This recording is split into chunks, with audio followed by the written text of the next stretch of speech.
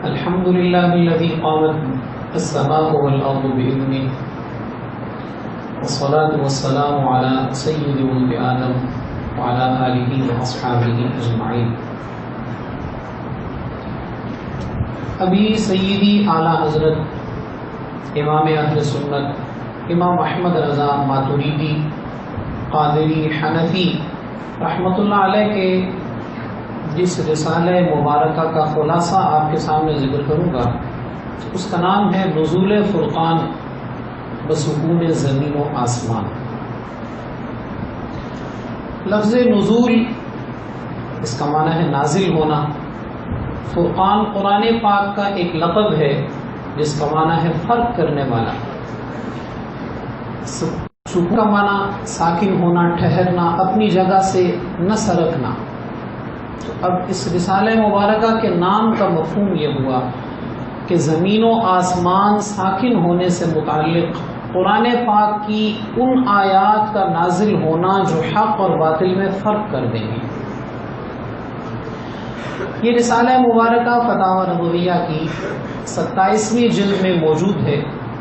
آپ میں سے جن دوستوں کے پاس فوٹو کاپیز موجود ہیں وہ بھی فتاوی نبویہ کی 27ویں جلد کی 19 صفحات کی ہیں. اور جب میں گفتگو کے دوران یہ کہوں گا کہ آپ نے صفحہ نمبر فلاں پہ یہ ذکر کیا تو اس سے فتاوی نبویہ کی یہی 27ویں جلد جو جامعہ نظامیہ رضویہ رضا فاؤنڈیشن نے شائع کی ہے وہی مراد ہوگی. اس رسالہ مبارکہ کی تحریر کا سبب یہ تھا کہ اعلیٰ حضرت کے ایک عقیدت مند سنی عالم مولانا حاکم علی رحمۃ اللہ علیہ کی رائے یہ تھی جدید سائنس کہتی ہے کہ زمین گھومتی ہے. جدید سائنس یہ کہتی ہے کہ زمین گھوم رہی ہے. انہوں نے کہا کہ اگر قرآن پاک کی آیات کا یہ مفہوم بیان کیا جائے کہ زمین ساکن ہے تو غیر مسلم سائنسدان اسلام سے دور ہو جائیں گے اور قرآن پہ اعتراض کرنے لگیں گے. وہ کہیں گے ہمارا مشاہدہ یہ ہے کہ زمین گھوم رہی ہے. اگرچہ ان کا مشاہدہ ناقص بھی ہو سکتا ہے لیکن اگر وہ اپنے مشاہدہ کی بنیاد پہ کہیں کہ ہم دیکھ رہے ہیں زمین گھوم رہی ہے تو یہ کیسے ہو سکتا ہے کہ زمین ساکن و قرآن کی تکذیب کریں. چنانچہ انہوں نے کہا کہ قرآن پاک کی آیات کا ایسا مفہوم بیان کیا جائے جس سے یہ ثابت نہ ہو کہ زمین ساکن ہے. یوں جو لوگ غیر مسلم سائنسدان ہیں انہیں اسلام کے قریب لانے میں مدد ملے. چنانچہ انہوں نے اعلیٰ حضرت کی بارگاہ میں ایک استفتاء روانہ کیا، سوال نامہ بھیجا. اس میں بنیادی نقطہ سورہ فاطر کی آیت نمبر 41 تھی. اللہ کریم جل جلالہ ارشاد فرماتا ہے ان اللہ یمسک السماوات والارض ان تزولا وَلَئِن زَالَتَا إِنْ أَمْسَكَهُمَا مِنْ أَحَدٍ مِّنْ بَعْدِهِ إِنَّهُ كَانَ حَلِيمًا غَفُورًا. اس آیت کریمہ کا چونکہ جواب میں بھی ذکر ہوگا، سوال میں بھی اس پر کافی بحث ہے، اس لیے میں اس کی تھوڑی سی فنی تشریح کرتا چلوں. لفظ یمسکو فعل ہے اور اس میں ہوا ضمیر فاعل ہے جو اسم جلالت کی طرف راجع ہے. سادہ لفظوں میں یوں کہ لفظ یمسکو کا فاعل اللہ تعالی ہے. السماوات والارض اس کا پہلا مفعول ہے اور ان تزولا اس کا دوسرا مفعول ہے. امسک یمسکو کا معنی ہے روکنا اور ان تزولا کا مصدر ہے زوال. سادہ سا ترجمہ یہ ہوا کہ بے شک اللہ آسمان و زمین کو زوال سے روکے ہوئے ہے. بے شک اللہ آسمان و زمین کو زوال سے روکے ہوئے. اللہ کی قدرت سے ان پر زوال طاری نہیں ہوتا. یہ ایسا ترجمہ ہے جس میں مخالفین و موافقین کا کوئی اختلاف نہیں. سمجھنے کی بات یہ ہے کہ اللہ آسمان و زمین کو زوال سے روکے ہے. زوال سے روکے، اس زوال کا کیا معنی ہے؟ مولانا حاکم علی نے یہ رائے پیش کی کہ زوال کا معنی ہے اللہ کے مقرر کردہ مقام سے ہٹ جانا، اپنے محور سے سرک جانا، اپنے مدار سے پھر جانا. اللہ نے زمین کو فرض کیجئے یہاں مقرر کیا، اب یہ یہاں پڑی اگر گھومتی بھی رہے تو یہ زوال نہیں، یہ اپنی جگہ سے یوں ہٹے گی تو زوال. اگر اللہ نے اس کا یوں دائرہ مقرر فرمایا ہے تو وہ ایسے ہی اپنی جگہ گھومتی رہی، یہ زوال نہیں. اس سے ہٹ کر ادھر یا ادھر ہوگی تو یہ زوال ہوگا۔ انہوں نے کہا اب اس آیت کریمہ کا مفہوم یہ بنے گا اللہ زمین و آسمان کو روکے ہوئے ہے کہ وہ اپنے مدار سے ہٹیں، اپنے محور سے تبدیل ہوں، اپنے مقرر کردہ مقام سے سرک جائیں، چونکہ زمین و آسمان مقرر کردہ مقام میں ہی گھومتے ہیں، زمین گھومتی ہے اور اپنے مقرر کردہ محور میں ہی حرکت کرتی ہے، لہذا اگر زمین کو متحرک بھی مانا جائے تو قرآن کی اس آیت کے خلاف نہیں ہے۔ یہ انہوں نے قرآن پاک کی اس آیت مبارکہ کا مفہوم بیان کیا۔ اور پھر انہوں نے ایک روایت پیش کی کہ سیدنا عبداللہ بن مسعود رضی اللہ تعالی عنہ نے نہیں فرمائی، جبکہ آسمان ساکن ہونے کے متعلق سری لفظوں میں ارشاد فرمایا۔ وہ کہنے لگے اگر جناب ابن مسعود رضی اللہ عنہ کے نزدیک زمین بھی ساکن ہوتی تو جس طرح انہوں نے آسمان متعدد احادیث نبویہ، اقوال صحابہ، مفسرین، فقہ، حدیث، تفسیر دیتے ہیں، تو یوں اگر ترتیب رکھی جائے تو سمجھنا تھوڑا مشکل ہوگا، اس لیے میں اس کا خلاصہ ذکر کر رہا ہوں۔ سب سے پہلے اعلیٰ حضرت نے اسی آیت کریمہ کو لیا، ان اللہ یمسک السماوات والارض ان تزولا، یہ میں پہلے ذکر کر چکا ہوں۔ سے روایت ہے، کہتے ہیں ایک شخص سیدنا عبداللہ بن مسعود رضی اللہ تعالی عنہ کے پاس آیا، حضرت ابن مسعود نے اس سے پوچھا من این جئت، کہاں سے آ رہے ہو؟ اس نے کہا من الشام، شام سے ہو کے آ رہا ہوں۔ آپ نے فرمایا من لقیتا، وہاں کس سے ملاقات ہوئی؟ انہوں نے کہا لقیت کعبا، وہاں حضرت کعب الاحبار سے ملاقات ہوئی۔ حضرت کعب الاحبار کے بارے میں ذکر کرتا چلوں، آپ نے بھی اعلیٰ حضرت نے بھی فتاوی اس کی نزول فرقان کی کہ صفحہ نمبر 216 پہ حضرت کعب کا تعارف ذکر کیا ہے۔ اس کا خلاصہ یہ کہ حضرت کعب یہود کے بہت بڑے عالم تھے۔ سیدنا عمر فاروق رضی اللہ تعالی عنہ جو فلسطین کی فتح کے موقع پہ شام تشریف لے گئے، اس طرف سے گزر ہوا تو وہاں انہیں اپنے ساتھ ہی مدینہ پاک لیتے آئے، یعنی ان کے پاس قرآن کا بھی علم تھا اور گزشتہ کتب کا بھی علم تھا، مخلوط تھا علم، صرف اسلامی کتب کا علم نہیں، کچھ باتیں اسلام کی ان کی معلومات میں تھیں اور کچھ باتیں گزشتہ کتب کے حوالے سے۔ اس شخص نے کہا میری ملاقات سیدنا کعب سے ہوئی ہے۔ حضرت عبداللہ بن مسعود نے پوچھا ما حدثک کعب، کعب نے تمہیں کیا بتایا؟ وہ کہنے لگے مجھے انہوں نے بتایا ہے کہ آسمان ایک فرشتے کے کندھے پر رکھا ہوا ہے اور وہاں گھوم رہا ہے۔ آسمان ایک فرشتے کے کندھے پر رکھا ہوا گھوم رہا ہے، مطلب یہ ایسا نہیں کہ چلتا پھرتا ہو، رکھا ہوا ایک جگہ ہی ہے لیکن وہاں گھوم رہا ہے۔ حضرت سیدنا عبداللہ بن مسعود فرمانے لگے لوددت انک افتدیت من رحلتک الیہ براحلتک ورحلها، میری تو آرزو یہ تھی کہ تم اپنی سواری اور اس کا کجاوا سب فدیہ میں دے دیتے اور ان کی طرف سفر نہ کرتے، یعنی یہ جو ایسی بات تم نے سنی ہے یہ ان سے نہ ہی سنتے نہ ہی جاتے، اس طرف تو اچھا تھا۔ کیوں؟ فرمانے لگے کذب کعب ان اللہ یقول ان اللہ یمسک السماوات والارض ان تزولا، حضرت کعب سے غلطی ہوئی ہے، انہوں نے جو یہ کہا ہے کہ فرشتے کے کندھے پر رکھا ہوا گھوم رہا ہے، یہ ان سے غلطی ہوئی ہے، اس لیے کہ قرآن فرماتا ہے ان اللہ یمسک السماوات والارض ان تزولا، اللہ نے زمین و آسمان کو زوال سے، حرکت سے روک رکھا ہے۔ اور سیدنا ابن مسعود فرمانے لگے وکفا بہا زوالا ان تدورا، زوال کے لیے یہی کافی ہے کہ وہ کندھے پر رکھا ہوا ایسے حرکت کرے، گھومے، حرکت مستدیرہ کرے۔ اعلیٰ حضرت کا استدلال یہ ہے کہ اس تفسیر میں سیدنا ابن مسعود نے یہ روایت کیا، آپ نے اس آیت کی تشریح یہ کی کہ زوال کی نفی میں یہ حرکت بھی شامل ہے اور اپنے مقام پہ رہتے ہوئے یوں گھومنا بھی شامل ہے، تو جب آسمان یوں گھومے تو قرآن کے خلاف ہے، زمین کو بھی اسی طرح حرکت مستدیرہ مان جائے تو یہ قرآن کے خلاف ہے اور قرآن ایسی ہی روایت امام سیوطی نے اپنی تفسیر الدر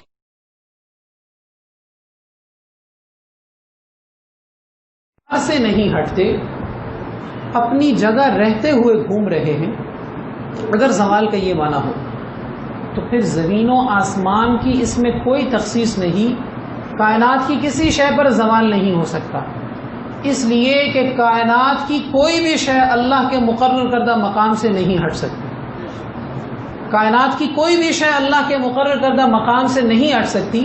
اگر زوال کا یہ معنی ہو مقررہ مقام سے ہٹنا تو پھر کسی بھی شے پر زوال طاری نہیں ہو سکتا. معلوم ہوا زوال کا معنی مطلقاً حرکت ہے، نہ یہ کہ اپنے مدار سے. ایسے ہی ایک بات آپ نے ارشاد فرمائی جو عربی جاننے والوں کو سمجھ آئے گی. فرمایا ان تزولا مصدر ہے، فعل ہے. ان تزولا فعل ہے اور فعل نکرہ کے حکم میں ہوتا ہے، اور یہاں معنوی طور پہ زوال کی نفی ہے تو نکرہ تحت النفی ہوا. معنوی طور پر زوال کی نفی ہے تو نکرہ تحت النفی ہوا، اور نکرہ تحت النفی عموم کا فائدہ دیتا ہے. اس آیت میں اللہ ہر قسم کی زوال کی حرکت کی نفی فرما رہا ہے، کسی بھی طرح کی حرکت سے باری تعالیٰ زمین و آسمان کو روکے ہوئے. یہ پہلا استدلال تھا آیت کریمہ سورہ فاطر کی 41 نمبر آیت سے. دوسرا استدلال یہ ہے، مولانا حاکم علی نے آیت کریمہ کا معنی کیا کہ زمین اپنے محور سے نہیں ہٹتی. اعلیٰ حضرت فرماتے ہیں قرآن پاک میں متعدد نصوص کے اندر، قرآن میں حدیث میں متعدد نصوص کے اندر سورج کے لیے زوال کا لفظ استعمال کیا گیا. سورہ بنی اسرائیل کی آیت نمبر 78 ہے، اقم الصلاۃ لدلوک الشمس الی غسق اللیل.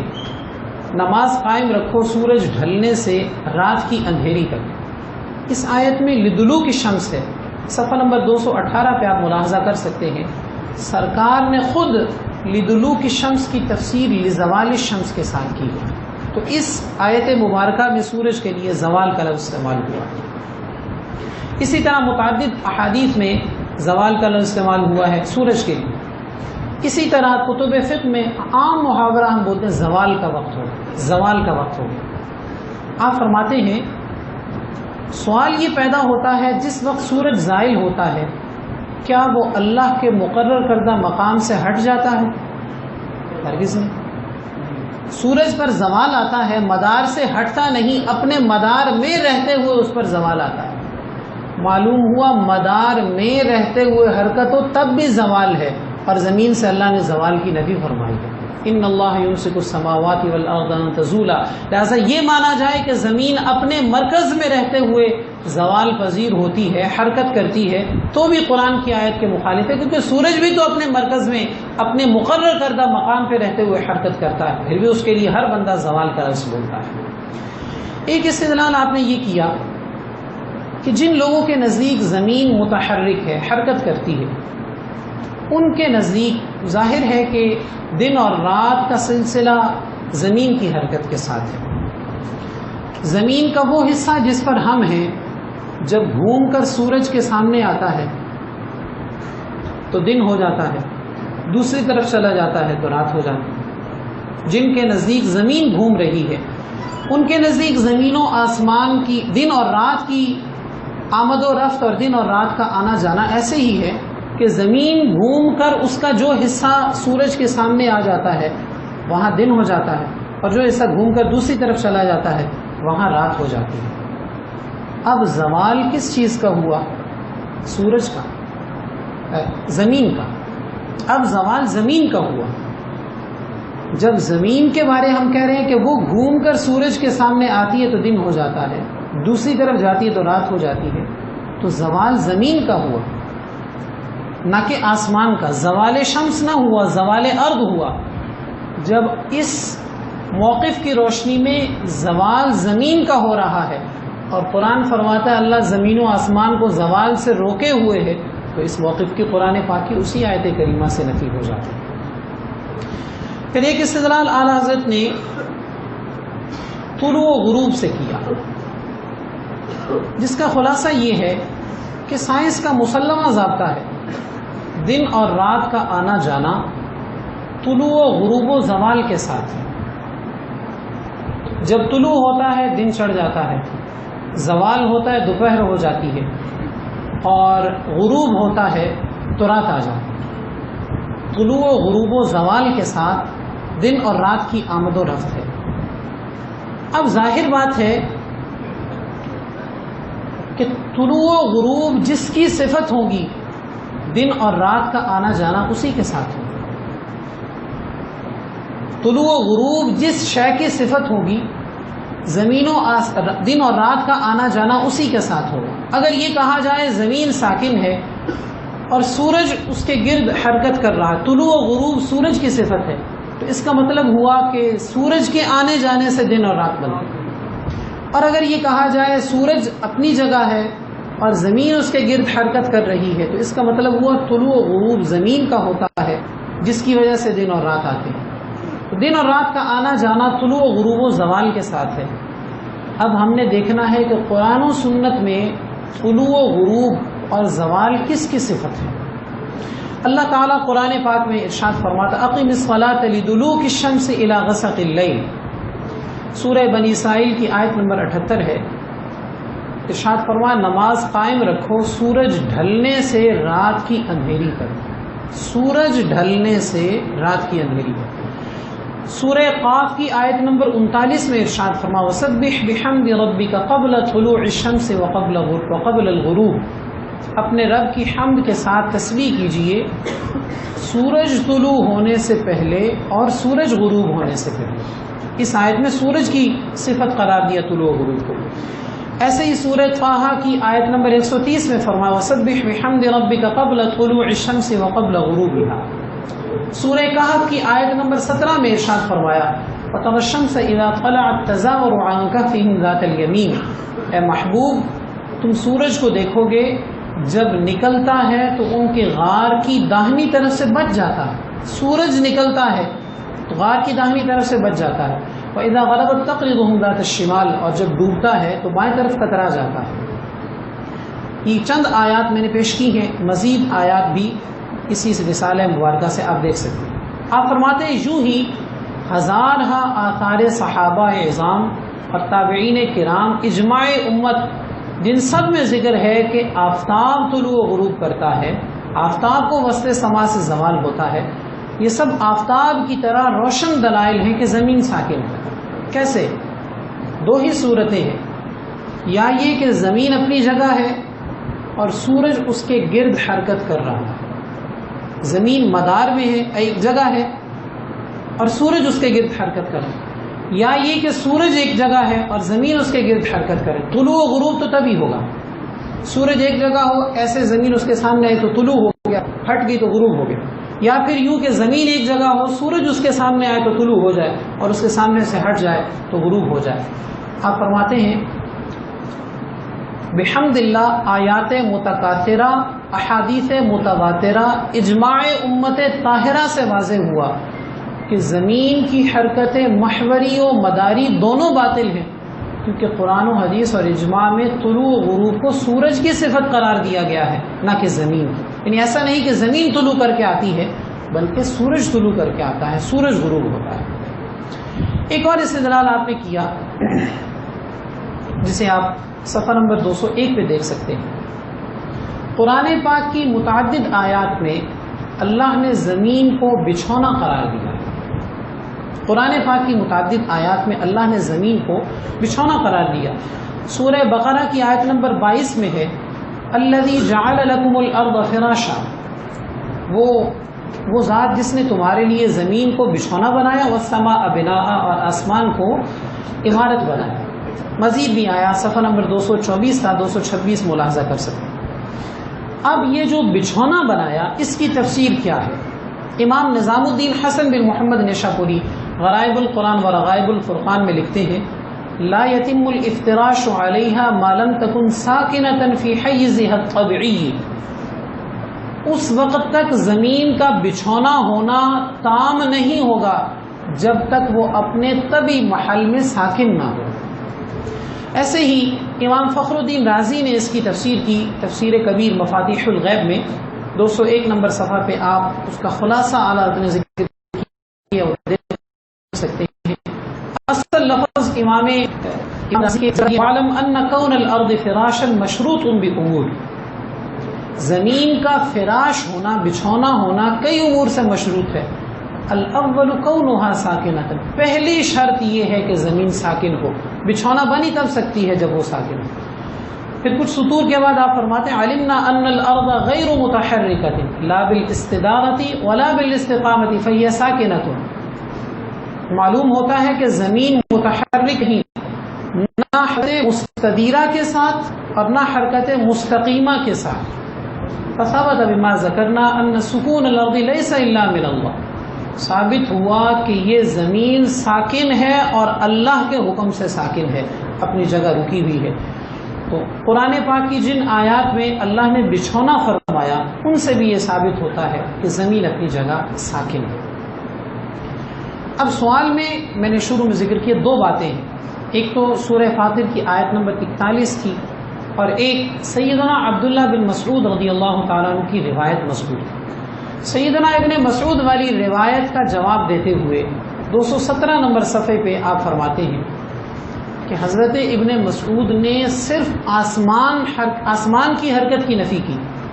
روایت آپ سن چکے. اس کی وجہ یہ تھی کہ ان کے سامنے حضرت کعب کا قول ذکر کیا گیا، اس میں صرف آسمان ہی کی حرکت کا ذکر تھا، تو اس لیے آپ نے صرف آسمان کی نفی کی. اگر ان کے سامنے زمین حرکت کا ذکر کیا جاتا تو اس کی بھی نفی فرماتے، اس لیے کہ جیسے آسمان ایک ہی جگہ گھومے تو زوال ہے اور آپ نے فرمایا کہ قرآن اس کی نفی کرتا ہے، ایسے ہی زمین اپنی جگہ گھومے تو یہ بھی زوال ہے اور قرآن اس کی نفی فرماتا ہے. تو آپ کی آسمان کی حرکت کی نفی کرنے اور اس کی تفسیر کرنے سے واضح طور پہ ثابت ہوتا ہے کہ زمین بھی حرکت نہیں کرتی اور اپنی جگہ ساکن ہے. یہ مختلف استدلالات ہیں.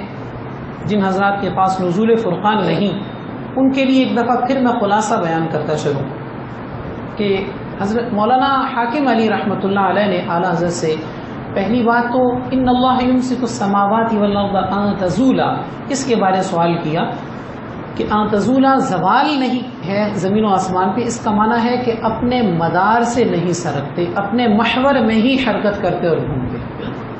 اور دوسرا انہوں نے سیدنا ابن مسعود کی روایت ذکر کی تھی کہ آپ نے آسمان ساکن ہونے کی تصریح فرمائی، زمین ساکن ہونے کی تصریح نہیں فرمائی. اس کے جواب میں متعدد طرح سے اعلیٰ حضرت نے ذکر کیا.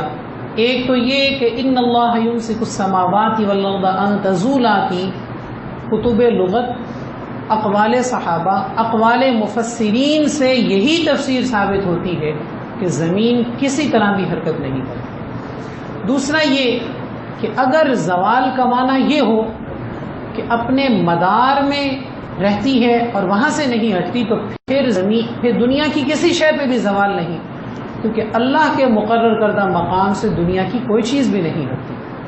پھر یہ کہ اگر زمین متحرک مانی جائے تو طلوع و غروب و زوال زمین کی صفت ہوں، حالانکہ قرآن و سنت اجماع امت سے ثابت ہے کہ زوال سورج کو ہوتا ہے، طلوع سورج ہوتا ہے، نہ کہ زمین. اور ایسے ہی اگر سورج کو اپنی جگہ مانا جائے، زمین کو متحرک مانا جائے، اس کے باوجود ہم ہر روز کہتے ہیں زوال کا وقت ہو گیا، زوال کا وقت ہو گیا، تو اگر اپنے مدار میں رہے سورج پھر بھی اس پہ زوال ہے تو زمین بھی اپنے مدار میں رہتے ہوئے حرکت کرے تو بھی یہ زوال ہے اور قرآن کے خلاف. ایسے ہی باری تعالیٰ جل مجدہ الکریم نے زمین کو بچھونا بنایا ہے اور قرآن پاک کی تفسیر سے یہ ثابت ہوتا ہے، مفسرین کی آراء سے، کہ بچھونا تب ہوگی جب ساکن ہو.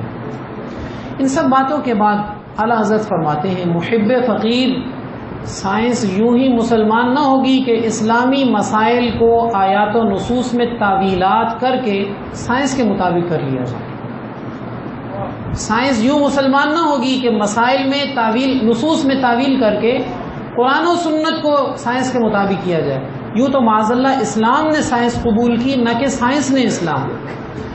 وہ مسلمان ہوگی تو یوں کہ جتنے اسلامی مسائل میں اسے خلاف ہے سب میں مسئلہ اسلامی کو روشن کیا جائے، دلائل سائنس کو مردود و پامال کیا جائے، جا بجا سائنس ہی کے اقوال سے اسلامی مسئلہ کا اثبات ہو، سائنس کا ابطال و اسقاط ہو، یوں قابو میں آئے گی. اور آپ جیسے فہیم سائنسداں کو باذن اللہ یہ دشوار نہیں. مولا عز و جل کی عنایت اور حضور سید عالم صلی اللہ علیہ وسلم کی اعانت پر بھروسہ کر کے اس کے دعوی باطلہ مخالفہ اسلام کو بنظر تحقیر و مخالفت دیکھیے، اس وقت انشاءاللہ العزیز القدیر اس کی ملمہ کاریاں آپ پر کھلتی جائیں گی. اور آپ جس طرح اب دیوبند اعلیٰ حضرت کا یہ رسالہ صرف قرآن و سنت کے دلائل پر مشتمل ہے۔ 27ویں جلد میں ہی ایک اور رسالہ بھی ہے جس میں قرآن و سنت نہیں، سائنس کے دلائل سے ثابت کیا گیا ہے کہ زمین و آسمان ساکن